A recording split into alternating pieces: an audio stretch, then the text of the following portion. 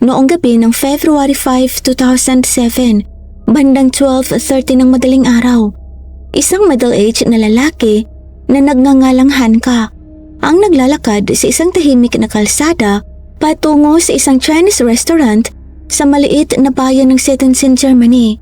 Sa loob ng maraming taon, bahagi na ito ng kanyang gawi sa gabi. Ang kanyang asawa ay nagtatrabaho sa restaurant at gabi-gabi ay personal niya itong sinusundo pagkatapos ng shift nito. Nang dumating si Hanka, agad niyang naramdaman na may mali. Ang restaurant ay hindi pangkaraniwang tahimik. Alam niyang madalas na abala ang lugar mula umaga hanggang hating gabi dahil sa dami ng parokyano nito. Ngunit ng gabing iyon, ang lahat ay tahimik. Sa pag-aalala, lumapit si Hanka sa pinto at kumatok. Noong una ay mahina hanggang sa lumakas ang kanyang pagkakapit. Walang sumasagot. Matapos ang ilang sandali, nagpasya siyang itulak ang pinto. Sa pagbukas pa lang ng pinto, sinalubong na siya ng matapang na amoy ng dugo. Sa loob, tumambad sa kanya ang isang malagim na eksena. Ang mga mesa at upuan ay nakataob. Nagkalat sa sahig ang mga basag na baso at tasa. Maraming bangkay ang nakahandusay sa iba't ibang bahagi ng silid. May tilamsik ng dugo sa sahig at mga dingding. Sinubukang huwag magpanik, pumasok palalo si Hanka sa loob. Doon ay nakita niya ang kanyang asawa na nakahandusay sa sahig sa gitna ng mga kalat.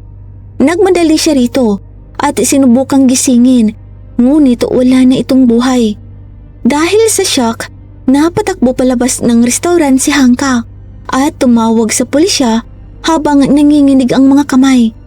Basag ang kanyang boses habang inilalarawan ang kanyang natuklasan.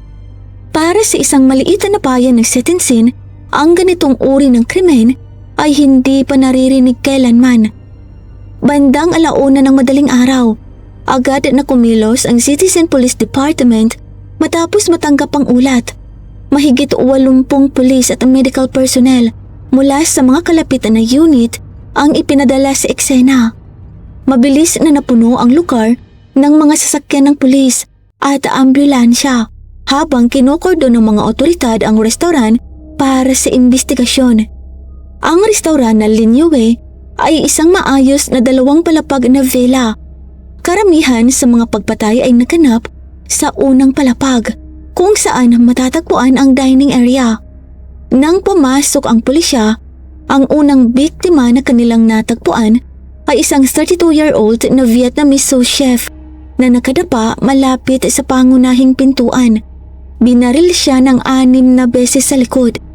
Bagamat malubha ang kanyang mga sukat, bahagya pa siyang buhay nang dumating ang mga otoridad. Agad siyang nilapatan ng lunas at isinukod sa Rothenburg Hospital. Ngunit pumanaw din kay naumagahan dahil sa sobrang pagkawala ng dugo. Napag-alaman ng mga investigador na handgun ang ginamit ng mga salarin. Habang papasok ang mga pulis sa loob ng restaurant, mas lalong naging nakakapangilapot ang eksena. Sa dining area, 3 bangkay ang nakahandusay sa sahig na puno ng dugo. Ang 3 biktima ay nakadapa habang ang mga kamay ay mahigpit na nakatali sa likod. Ang kanilang mga tuhod ay nakatukod na nagpapahiwatig na pinilit silang lumuhod bago pinatay. Bawat isa sa kanila ay binaril ng direkta sa ulo. Batay sa posisyon ng mga katawan, naniniwala ang mga investigador na ang mga biktimang ito ay malamang na nagmamakaawa para sa kanilang buhay. Ang 3 ay kinilalang ang 39 years old na Malaysian waitress, isang 38 years old na Vietnamese dishwasher at ang 56 years old na Chinese head chef. Sa dulo ng hallway, nakatagpo pa ang mga pulis ng isa pang katawan, isang batang Thai waiter na binaril din sa ulo. Pinaniniwala ang sinubukan nitong tumakas, ngunit nahuli bago pa makarating sa lapasan. Malapit sa cash register, natagpuan ang 2 pang biktima, ang may-ari ng restaurant na si Hong Fan at ang kanyang asawang si Annie. Sila ang mag-asawang nagtayo ng restaurant mula sa simula. Sa mismong lugar na iyon, may natuklasang nakakagulat ang mga pulis. Sa ilalim ng katawan ni Annie, natagpuan nila si Tiana, ang 2 taong gulang na anak ng mag-asawa na nakakulunot at napapalot ng dugo. Isang himala na wala itong kahit anong gasgas. Marami ang nag-isip na sa huling sandali ni Annie, ginamit niya ang sariling katawan upang protektahan ang kanyang anak. Naniniwala rin ang mga investigador na posibleng hinayaan ng mga salarin ang bata dahil hindi nila ito nakitang banta. Habang ginakalugod ang iba pang bahagi ng gusali, may natagpuan pa silang isang survivor. Sa isang silid sa ikalawang palapag, natagpuan ang isang bata na tila tuliro habang nakaupo sa harap ng computer. Habang nagaganap ang master sa ibaba, siya ay naglalaro ng computer games habang nakasuot ng headphones, kaya hindi niya narinig ang mga putok ng baril o ang hiyaw ng mga biktima. Tila hindi rin alam ng mga salarin na may tao sa itaas. Gayunpaman, wala siyang naibigay na impormasyon sa pulisya dahil wala siyang nakita o narinig. Naging mahirap ang investigasyon dahil walang surveillance camera sa restaurant. Sa pagsusuri ng mga eksperto, nalaman na ang bala ay nagmula sa 2 magkaibang uri ng baril na nagpapatunay na higit sa isa ang bumaril. Napansin din ng mga pulis na walang nakarinig na mga kapitbahay sa anumang putok ng baril. Dahil dito, pinaniniwala ang gumamit ang mga salarin ng mga silencer. May mga palatandaan din ng pagnanakaw dahil walang laman ng cash register at nawawala ang 2 laptop at 13 lumang cellphone. Ngunit dahil sa higpit ng batas sa baril sa Germany at sa paraan ng pagpatay, naniniwala ang mga otoridad na ang mga salarin ay hindi mga ordinaryong magnanakaw lamang, kundi bahagi ng isang malaking kriminal na organisasyon. Sa simula, nakatuon ang pansin ng mga pulis sa mga grupong organized crime na nagpapatakbo sa lugar. Ang mga pangunahing suspect ay ang mga triad at mga gang ng Vietnamese na parehong may mga aktibong sangay sa kalapit na Hamburg sa panahon na iyon. Ayon sa ulat ng default, isa sa mga pangunahing pahayagan sa Germany noong dekada 90 ay nagkaroon ng malaking problema sa organized crime sa Hamburg, lalo na ang mga triad. Sa panahong iyon, mahigit 90% ng mga Chinese restaurants sa Hamburg ang sapilitang pinagbabayad ng malalaking halaga para sa protection money. Ang mga may-ari na tumatanggi ay nahaharap sa karahasan at banta sa buhay. Bagaman bumuti ang sitwasyon noong unang bahagi ng dekada 2000, nanatili itong anggulo ng pulisya. Dahil malakas ang kita ng restaurant na Linue, naisip nila na baka naging target sina Hong Fan at Annie dahil sa pagtanggi nilang magbayad. Gayunpaman, ibinasura rin ng pulisya ang teoryang ito dahil sa 2 dahilan. Una, napakaliit ng ninakaw. Ang kinuha lang ay barya sa cash register, 2 laptop at 13 lumang cellphone. Para sa mga triad, hindi ito sapat na dahilan para sa isang malaking krimen. Pangalawa, kakulangan ng professionalism. Ang mga biktima ay nakagawa pa ng emergency calls at ang isa ay nakatakbo pa palapas na nagpapakitang hindi kontrolado ng mga salarin ang sitwasyon. Isang bagay na hindi gawain ng mga bihasang sindikato. Ang kabaitan ng mag-asawa, si Hong Fan na mula sa Hong Kong at si Annie na isang ethnic Chinese na may British passport ay kilala sa bayan ng Sittingsen bilang mababait at palakaibigang tao. Ang kanilang restaurant ay naging matagumpay na naging daan upang mabili nila ang kanilang BMW at ang villa kung saan sila nakatira at nagtatrabaho. Dahil pareho silang nanggaling sa ibang bansa, naging malapit ang loob nila sa iba pang mga Asian sa Germany. Tinatrato nilang pamilya ang kanilang mga empleyado at handang tumulong sa mga nangangailangan. Ngunit ang kabaitang ito ang posibleng naging mitsa ng kanilang buhay. Mga 6 na buwan bago ang massacre, isang lalaking Vietnamese ang lumapit sa kanila para mamasukan. Dahil sa awa, tinanggap ito ni Hong Fan Ngunit napansin ng iba na ang lalaking ito ay madalas na nagpapagala-gala sa loob ng gusali at tila may pinag-aaralan. Isang araw, bigla na lamang itong umalis at hindi na bumalik. Ang unang malaking lead sa kaso ay dumating kinabukasan, February 5. Dahil malapit ang restaurant sa German Federal Highway 1, naisip ng pulisya na doon dadaan ang mga salarin para tumakas.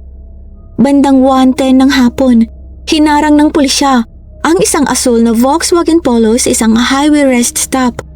Ang dalawang lalaki sa loob ay kinakitaan ng matinding kaba. Habang pababa ang isa, palihim itong nagtapon ng lukot na papel sa ilalim ng sasakyan. Ngunit hindi ito nakatakas sa matalim na mga mata ng mga pulis. Nang pulutin ito ng pulis, natuklasan nila ang address ng Linway Restaurant at isang hand-drawn floor plan ng loob nito. Ang dalawa ay kinilalang ang Van Brothers, mga Vietnamese na naninirahan sa Bremen. Sa simula ay itinanggi nila ang krimen at nagpakita pa ng casino ticket bilang alipay. Ngunit nang suriin ang kanilang gamit, nakakita ang mga eksperto ng bakas ng dugo sa sakong ng sapatos ng nakapapatang kapatid. Nang i-DNA test, tumugma ito sa isa sa mga biktima sa restaurant. Dahil sa ebidensya, umamin ang magkapatid na Van at itinuro ang kanilang mga kasama. Ang utak ng buong krimen ay walang iba kundi si Quach, ang dating empleyado na tinulungan ni Hong Fan 6 na buwan ang nakalipas. Naging mainggitin si Quach sa tagumpay ng pamilya ni Hong Fan. Ginamit niya ang kanyang panahon bilang empleyado upang pag-aralan ang pasikot-sikot ng restaurant. Nang makilala niya ang magkapatid na Van sa isang bar, binuo nila ang plano, kasama ang dalawa pang lalaki, sina Pham Hai Phu at isang nagngangalang Vu. Noong gabi ng February 4th, bandang 11:30 ng gabi, isinagawa ang operasyon. Si Quach ay naiwan sa labas bilang planner, habang si Vu ang nagsilbing lookout. Ang magkapatid na Van at si Pham Hai Phu na nakasuot ng black ski mask at armado ng baril ang sumukod sa loob ng restaurant at tinutukan ang lahat ng tao roon. Nang pumasok ang mga magnanakaw, ang lahat sa loob ng restaurant ay napatigil sa takot. Isang babaeng empleyado ang kasalukuyang may kausap sa telepono nang biglang agawin ito ng isang salarin, dahilan upang mapatili ang babae. Sa hudyat ng mas matandang Van brother, umakyat si Pham Hai Phu sa ikalawang palapag kung saan nakatira ang may-ari upang maghanap ng pera. Dahil dito, 2 salarin na lamang ang naiwan sa unang palapag. Isang waitress na Vietnamese. Sa pag-asang makakatakas dahil kakaunti ang bantay, ang nagmamadaling tumakbo patungo sa pinto sa likod.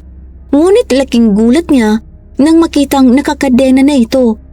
Inihanda na ng mga salarin ang lahat para wala nang makalapas.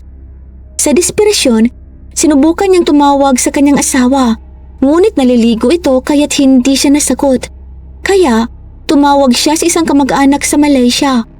Nag-connect ang tawag, ngunit makalipas lamang ang 19 na sekundo, nahuli na siya ng mga salarin.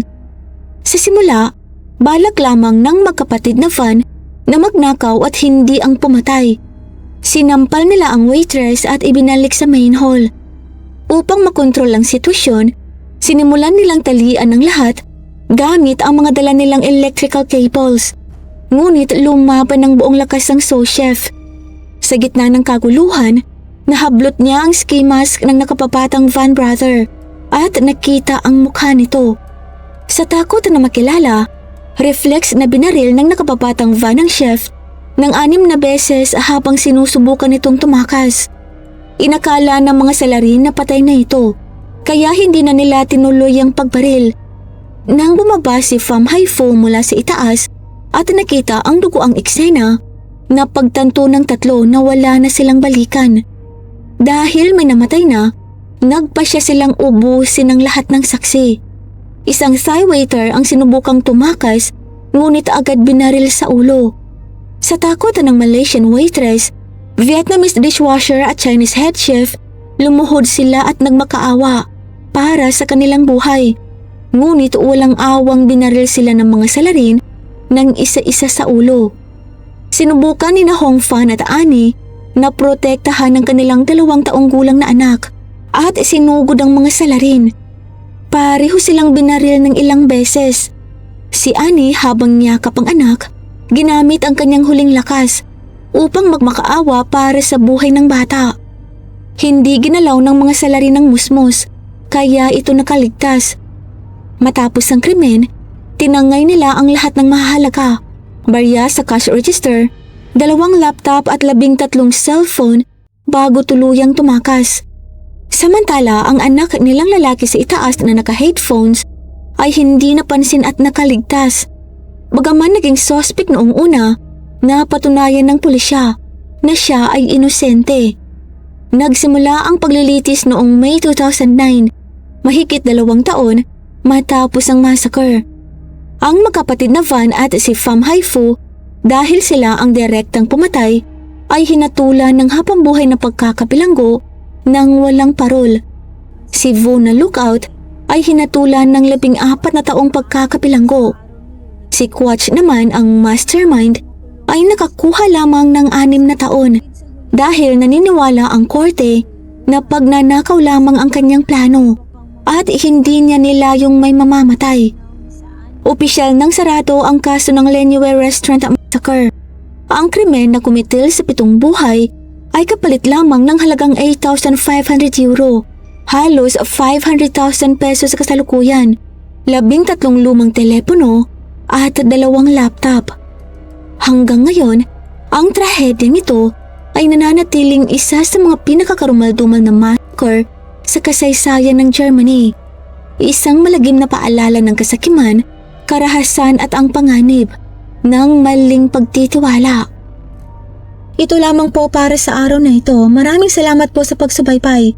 At para po sa early access sa ating mga upcoming videos, join po kayo sa ating Crimes in Tagalog Stories Fam. Nasa description po sa ibaba ang link. Ito lamang po para sa araw na ito. Magkita po tayo sa susunod na kwento. At sa muli, mag-ingat po tayong lahat. Paalam!